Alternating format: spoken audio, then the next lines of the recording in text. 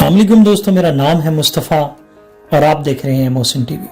शादी एक ऐसी रस्म है जिसको तमाम मज़ाहिब के लोग अपनी रवायात और सकाफत को मद्देनज़र रखते हुए अंजाम देते हैं, जिनमें कुछ मज़ाहिब के लोग बहुत ही महज़्ज़ब तरीके से ये फ़र्ज़ अदा करते हैं। कुछ में शरारत का अंसर पाया जाता है और कहीं पर मजहबी नज़रियात को अहम समझा जाता है।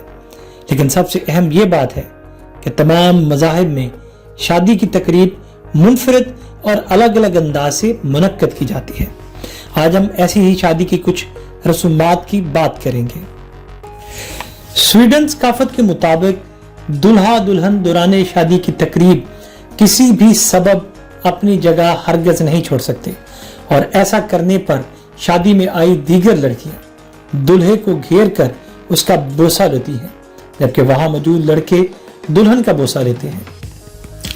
जर्मन शादियों में ऐसा देखने में आया है कि दुल्हा दुल्हन शादी की तकरीब में मौजूद तमाम मेहमानों के सामने एक बड़ा दरख्त का तना काटकर इस बात का सबूत देते हैं कि इनमें शादी के बाद पेश आने वाली मुश्किलात और परेशानियों का सामना करने की सलाहियत है। रोमानिया में दौरान शादी एक फर्जी अगवा का खेल खेला जाता है, जिसमें अहले खाना और करीबी रिश्तेदार दुल्हन को छुपा देते हैं। इसके बाद दूल्हा तावान के तौर पर कुछ पैसों की अदायगी के बाद दुल्हन को बाजियाब कराता है।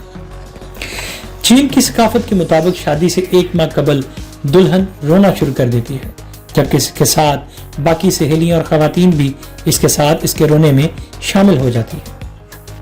फिलिपाइन में शादी से कबल जोड़े खुद जाती तौर पर अपने रिश्तेदारों के घर जाकर उन्हें शादी की दावत देते हैं और इसके अलावा उनके यहाँ दूल्हा दुल्हन इस्तकबालिया के मौके पर रवायती अंदाज में सफेद कबूतरों को हवा में उछालकर रस्म पूरी करते हैं। इंडोनेशिया के जजीरे जावा में शादी की तकरीब के दौरान दूल्हा और दुल्हन लड़की के बाप की गोद में बैठते हैं और ये इस बात की अलामत होती है कि लड़का और लड़की अपने खानदान वालों के नजदीक बराबर हैं।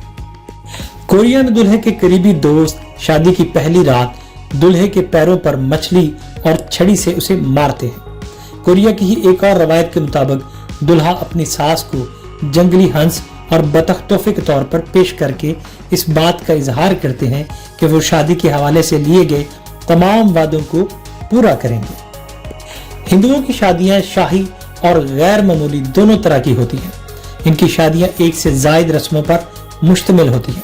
मसलन शादी से कबल गणेश पूजा, हल्दी, संगीत और सगाई की रस्म की जाती है, जबकि शादी के ऐन दिन जयमाला, कन्यादान, संदूर और फेरों के जरिए शादी का इख्तिताम होता है। मुसलमानों की शादियां भी एक से जायद रस्मों के बाद अंजाम पाती हैं, जिसमें मेहंदी की तकरीब शादी से कबल मुनक्कद होती है, जबकि इस मजहब में निकाह शादी का अहम जुज़ है, जिसके बगैर शादी नामुकम्मल समझी जाती है। पारसियों की तादाद बाकी मज़ाहब के लोगों के मुकाबले में काफ़ी कम है, लेकिन इनकी शादियां भी खासी रवायती अंदाज में होती हैं। पारसी के यहाँ शादी को आचो मिचो कहा जाता है।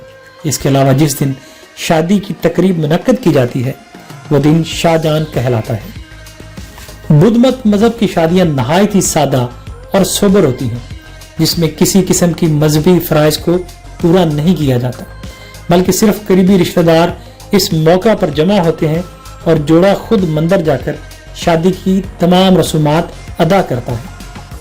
ईसाइयों की शादियां चर्च में मुनक्कद की जाती हैं, जहां दोनों खानदानों की जानब से एक एक गवाह की मौजूदगी में शादी के फराइज अंजाम दिए जाते हैं।